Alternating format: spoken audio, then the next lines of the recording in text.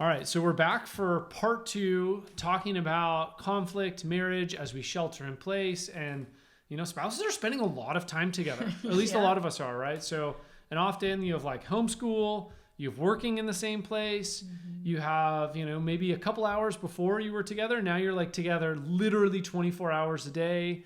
And in that context, right, conflict can happen. It's going to. Yeah, it's going to. Yeah. And so we're leaning into last episode, we talked about this idea of the difference between conflict and combat. You gave us an acronym, CEO. We talked about C, which was cooperation. And now we're going to look at E and O. Is that right? Yep. All right, let's dive in. All right. So one of the things that I do want everybody to remember as we continue through the next 2 letters in the acronym is the mindset shift that we need to have. Okay. So when we talk about combat, it's me versus you. Okay. When we're talking... That's win-lose. Yes. That's like, I've lost sight of you as a human being. Now I am just trying to win this argument. Yeah. Regardless of how it affects us, our marriage, our family, those kind of things. Okay. Yeah. And that's often how our society views conflict. There is a winner and a loser. Yeah. Which you're saying is actually super unhelpful. Very unhelpful. Yeah. And unhealthy. It's not good for you. It's not good for me. It's not good for the relationship. The kids, whoever. Yeah. No one benefits from conflict. No one actually wins. Nobody wins. Yeah. So what we want to do is we want to change our mindset to me and you versus the problem. Okay. And when we have that mindset in the forefront of our focus today, it will help with understanding how to use E and O later on. Okay, so me and Jeannie, so my wife, versus the problem. You and Jake versus the problem. Yes. And then how do we move forward together? Okay? Yeah. And in that context, it's also everybody wins. Okay. And that's one of the reasons why we want this mindset shift. Okay. So let's start with E. Okay. So it's C. So C, yes. E, O. C is cooperation. Yes. Now we're on E. E. Okay. E stands for empathy. Ooh, that's a tough one. Okay. Yes. One of the reasons it's so tough, I find, is because people don't truly understand what empathy is. Okay, good. They get empathy and sympathy mixed up. So tease that out, right? So we have conflict and combat. Now we have empathy and sympathy. Yes. Help me to see the difference. Okay. So with sympathy, okay. I have a friend whose dog passed away. Okay. Now, in the sympathy mentality, I would look at, okay, back in my life, I was 16 years old when my dog died. She was hit by a car. I was 16. She was 4 years old. She was hit by a car. It was pretty sudden. I had another dog at home.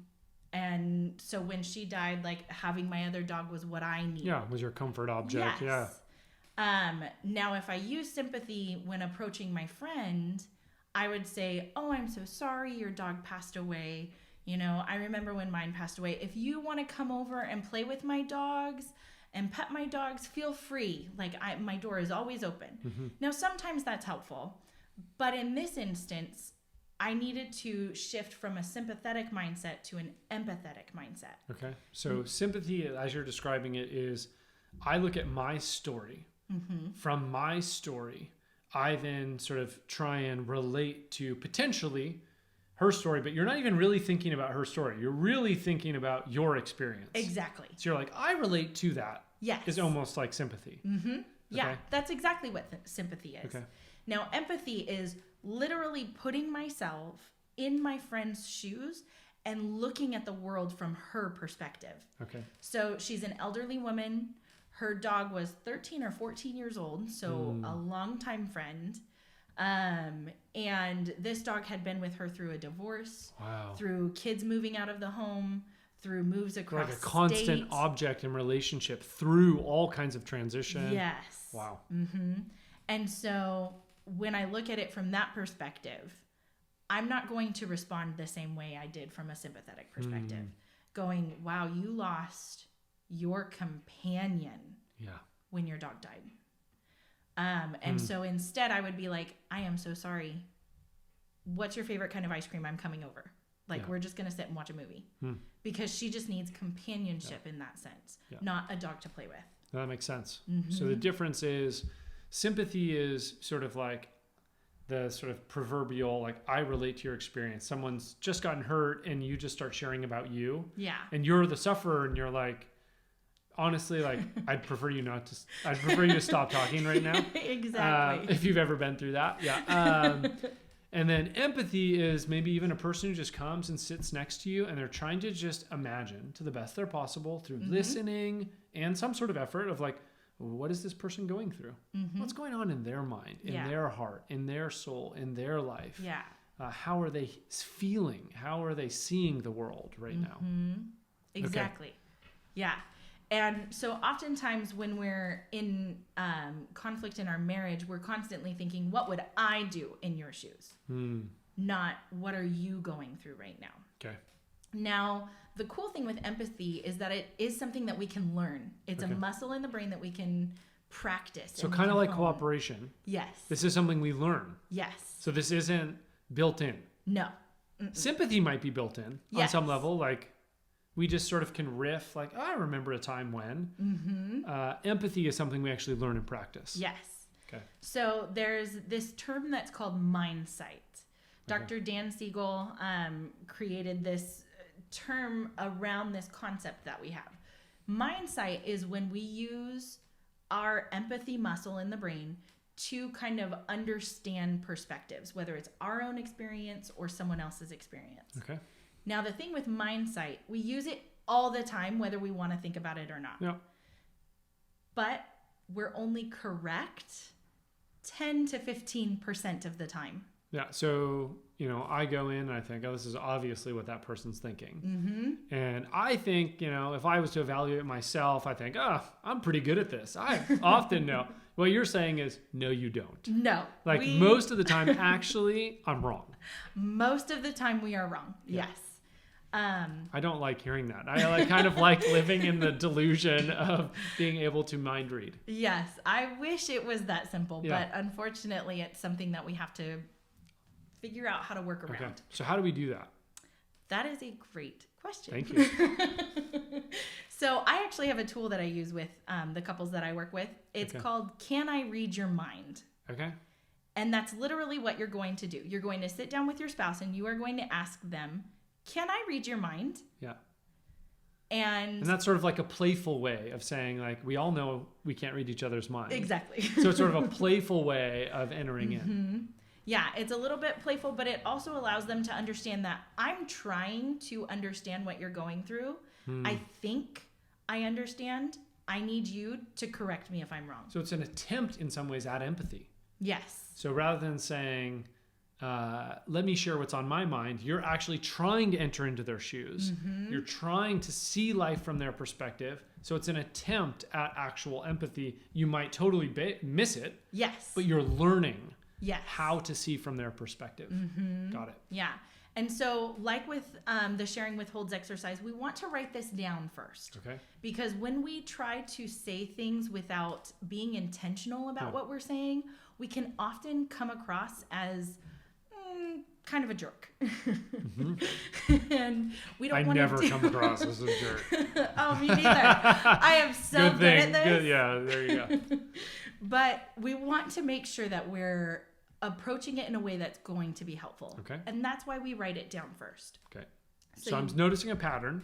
Cooperation and here we write down first. Yes. And that sort of gives us, it's almost like a rough draft.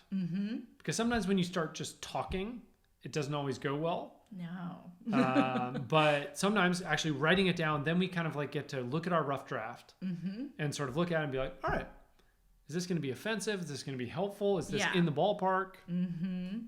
And when we're looking at like what we've written down, we want to see, am I trying to elaborate too much about something in particular? Got it. And if I am, why? Am I trying to be helpful to help them understand, like, I think you feel this way because of this current situation that we're dealing with, versus I think you feel this way because I'm trying to validate what I'm thinking. Basically, I'm trying to put a theory out there and be like, yes, this is what's really true. I'm trying to convince you of what I think is true. So you're trying to persuade versus be empathetic. Yes. Got it. That makes sense. And so when we write it down, it helps us to figure that out. Oh, okay. I'm trying to convince them that I'm right because that's my like Achilles heel is that I'm right. So now we're back to the cooperation thing. Yes. Okay, so how long, right? So with cooperation, you talked about like with the withholds, like one sentence versus a paragraph. Yes. With Mindsight, like how? Same thing. Like a sentence. One sentence. Okay. Maybe a comma. Maybe a comma. Yeah. If there's a contextual thing that you need to add for clarification. Okay. So if you're practicing this at home again with like the 2 to 3 on a scale of 1 to 10, we don't want to start by running 15 miles. This is not a drill that Cristiano Ronaldo is doing. This is our practicing. But when we write it down and we think about, okay, this is going to be a helpful way to contextualize what I'm trying to explain that I think my partner is dealing with. Okay. And what they're experiencing the world as. Now, we always want to ask, can I read your mind? And allow our partner to say yes. So it's not, can I read your mind? And you're just like, I asked. Yeah. No. Actually allow for a reply because your partner might say, can we wait an hour? Yes. Can we wait for another time? And you can say, yes. Yeah. We can. Yeah, we always want to wait because we want to give them the opportunity to invite themselves into the exercise. But then also we want to give them an opportunity to say no if they're not in a good place. Totally. And for the partner who's saying yes or no, don't say yes just because you don't want to say no. Yeah, that's good. A lot of people will say yes to avoid fighting about saying no. Yeah. This is not Don't withhold your yes in this moment. Yeah. Yeah. Or withhold your no, sorry. And it doesn't allow for cooperation. If I'm saying yes just because I want to avoid something, I'm not cooperating with my spouse. And then when they're trying to read my mind and they're not very accurate. And then you get mad. Exactly. So you've just set the whole thing up. Like better to say no. Yes. And even if it creates a little conflict, to create some boundaries because you know it's not going to go well if you say yes. Okay. Yeah. So then after your partner says yes, you're going to read your Mindsight as you wrote it. Okay. Just very clear, simple, short and sweet. Then you're going to ask your partner, on a scale of 1 to 10, how accurate am I? 1 being nowhere near what I was thinking, 10 being perfect score. You could not have been more accurate than what you said. And the reason we want that is we want to be able to give the person an understanding of, that's like a 5. That was part of what's going on, but actually this is more what I'm dealing with. Yeah. And if you're the one trying to mind read, like if you get a 2, like awesome. This is an opportunity for you to learn what's really going on. So if you get a 10, like pat yourself on the back, great. But like if you get a 1, like no stress. Yeah. Do you find that people either give like a 1 or a 10, or do you feel like people do middle? No, they're pretty close to the middle. Okay. Usually between I feel like a 3 and a 7. I would think I might be inclined to be like under 4. Like, let me give you the real answer. Yeah. No, because we do understand our partners. We know our spouses very well, but we're not always spot on with what they're experiencing. So we do kind of get close, but so it gets us some more nuance often. Yeah. We're in the ballpark sometimes. I notice you're not well. Yes, that is true. I am not well. Exactly. Yeah. Now, after your partner scales you on the scale of 1 to 10, you also want to provide them with a space to explain, especially if you were not accurate. Yeah. You want to use silence. One of the big things that people feel uncomfortable with is just being silent while someone's talking. And I often find that when we're not silent, we're still trying to convince the other person that, but wait, I'm right still. Okay. So process-wise, you come up with your mind reading sentence. You ask for permission. Can I read your mind?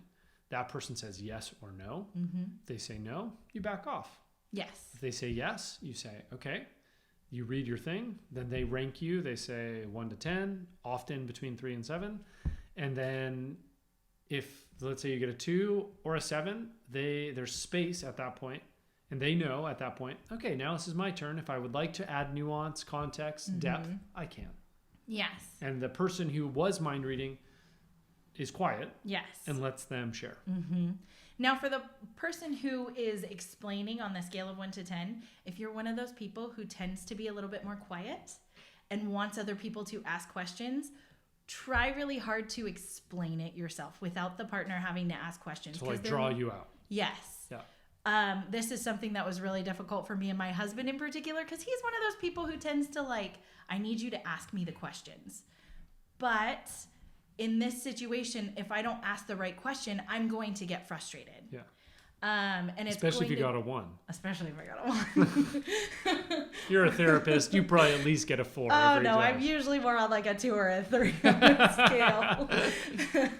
But when I have to ask the questions, it can get more frustrating.